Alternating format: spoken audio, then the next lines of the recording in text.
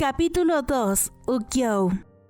Mao Mao se preguntaba cómo podía hacer esto. Se suponía que la fortaleza de Shishou había sido sellada. No tenía sentido que algo de allí estuviera aquí. Incluso si las posesiones del clan habían sido trasladadas fuera de la fortaleza, el hecho de que hubiera encontrado una de ellas aquí, en este mercado, implicaba algún trato turbio en alguna parte. Bueno, si ese era el juego que se estaba llevando a cabo, entonces Mao Mao tenía una idea. Encontró al culpable rápidamente.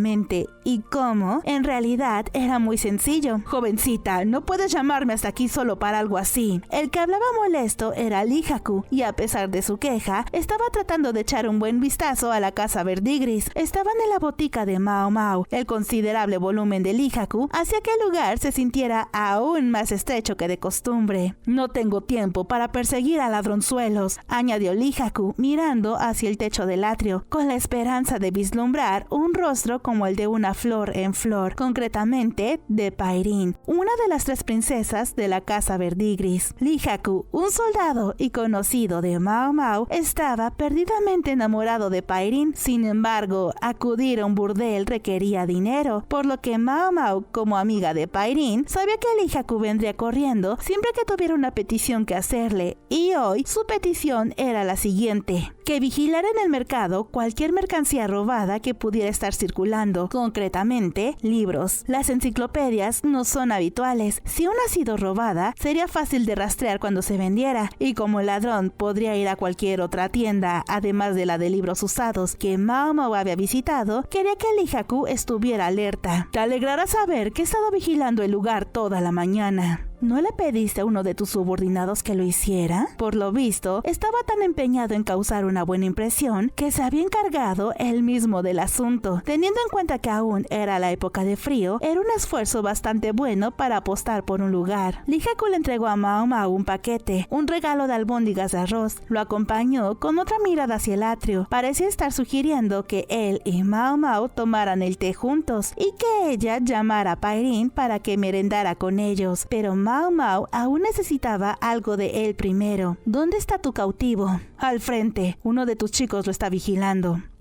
Mao Mao miró por la ventana y vio a 2 de los guardias del burdel de pie a ambos lados de un hombre demacrado y sin barba. Llevaba ropa bastante pesada. De hecho, Mao Mao reconoció la chaqueta acolchada de algodón. Estaba polvorienta y obviamente no había sido lavada en días, pero ella la conocía. Bueno, ahora, ¿dónde lo había visto antes?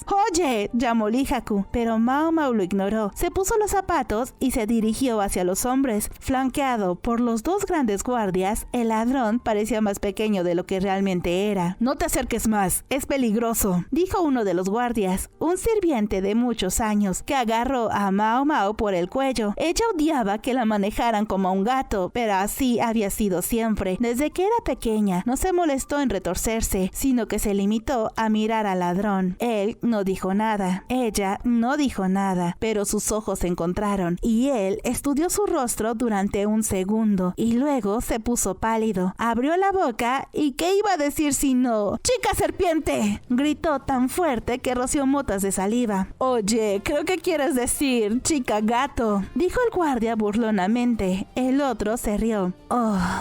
Mao Mao echó humo. No tenía mucha memoria para las caras, y el aspecto del hombre estaba alterado por sus mejillas huecas, pero estaba casi segura de que había estado en la fortaleza. Era el que había estado vigilando su habitación, el que la había ayudado a escapar de la cámara de tortura, el que había interrumpido su deliciosa comida de carne de serpiente. Al menos ahora tiene sentido, pensó. Cuando le dijo que corriera, que era peligroso, parecía alguien que acababa de saquear un edificio en llamas. Dado que estaba vigilando su habitación, le habría resultado sencillo arrebatarle los libros. ¿Qué ocurre, jovencita? Lihaku llegó al lugar y miró al hombre, que temblaba visiblemente. Si descubrían que era un fugitivo de esa fortaleza, lo tratarían como algo mucho peor que un ladrón.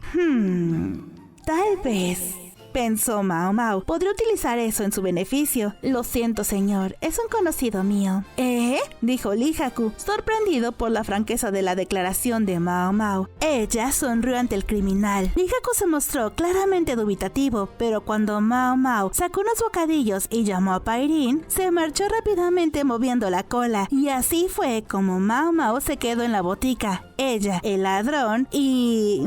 Sabes, en realidad no tienes que estar aquí, dijo, lanzando una mirada fulminante al sirviente de larga data. Todos los demás se habían ido a tomar el té, pero este hombre había insistido en seguir a Mao Mao. Se había servido hábilmente de un puñado de albóndigas. Me temo que no puedo dejarlos solos. Si ocurriera algo, me llevaría al infierno del señor Zorro y el señor Máscara. El señor Zorro se refería al estratega monocorde, mientras que la máscara era presumiblemente Jinshi, que se cubría la cara siempre que venía aquí. Incluso con su cicatriz, seguía siendo una valiosa joya de hombre. Su aspecto le hacía destacar y su posición solo complicaba las cosas. No te preocupes por eso, añadió el criado. Solo estoy sentado aquí comiendo dumplings. No me enteraré de nada. Así se fue y se sentó junto a la pared. Tenía más de 40 años y llevaba en la casa Verdigris desde antes de que naciera Mao Mao. Se había ganado la confianza de la madame por hacer siempre las cosas con diligencia y precisión. Su nombre era Ukiyo. Se quejará la anciana, lo sé. En otras palabras, tendría que restringir esta conversación a cosas que se sintiera cómoda con que la madame conociera. Cosas que no nos metan en problemas si ella se entera. Mao Mao miró al hombre sentado frente a ella. En la mesa había 2 libros, entre ellos el que Mao Mao había encontrado en la tienda de libros usados y el que el ladrón pretendía vender hoy. ¿Qué pasó con el resto de los libros?, preguntó. El hombre se negó a mirarla como un niño recalcitrante. No era una buena mirada para un hombre adulto. No tengo tiempo para esto. Si los hubiera vendido en otras tiendas, alguien podría haberlos comprado ya. Mao Mao golpeó con un puño en la mesa. Ese soldado que vimos formó parte del asalto a la fortaleza, dijo en voz baja, lentamente. ¿Estás diciendo que no te importa que le diga que estuviste allí?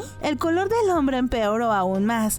Mao Mao odiaba amenazarle después de que le hubiera ayudado, pero no era momento para escrúpulos. Necesitaba saber dónde habían ido esos libros. Ukiyo mordisqueó pensativo un bollo, tomándose su tiempo con cada bocado. Podía parecer fácil de llevar, pero si las cosas se ponían feas, estaba claro que era lo suficientemente fuerte como para dominar a alguien como él. El hombre frunció el ceño, luchando consigo mismo, pero al final inclinó la cabeza derrotado. Todavía tengo 3 de los otros volúmenes. 2 de ellos los vendí en otra ciudad y el resto los dejé. Suponiendo que el fuego de las explosiones no hubiera llegado a la habitación de Mao Mao, aún sería posible hacerse con esos últimos volúmenes. Eso significaba que el verdadero problema eran esos 2 libros que había vendido. Los que estaban sobre la mesa tenían que ver con los pájaros y los peces, respectivamente. ¿Vendiste el de los insectos? No, aún tengo uno de ellos. ¿Uno de ellos?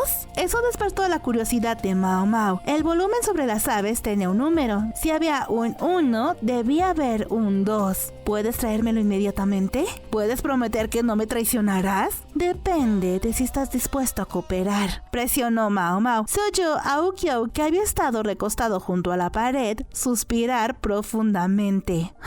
Vamos, Mao Mao, ahora solo lo estás amenazando. Se acomodó en el estrecho suelo de la tienda y le dio al hombre un amistoso golpe en el hombro. Escucha, debes tener hambre, ¿no? Parece que has pasado por mucho. ¿Por qué no te relajas? El ladrón no dijo nada. Ukiyo, mientras tanto, se limitó a salir de la tienda. No tardó en volver con una bandeja con un cuenco de arroz y una guarnición. La guarnición no era más que los restos de las langostas guisadas, pero apenas Ukiyo le ofreció al hombre los palillos, el ladrón los tomó. Mao Mao se sorprendió por el entusiasmo del hombre. Ukiyo le dio una palmada en el hombro. Todavía no. El ladrón, prácticamente obsesionado con su comida, ni siquiera los miró. Ukiyo bajó la voz y le dijo: solo míralo, creo que tuvo un duro camino hasta la capital. Quizá vendió los libros, pero parece que era eso o morir de hambre. Los libros en sí parecen haber sido bien tratados. No creo que sea una mala persona. Puede que tengas razón, dijo Mao Mao, pero se moría por saber qué había pasado con los otros libros. Hay que saber cuándo usar la zanahoria y cuándo el palo. Ya lo sé, maldita sea. Si la vieja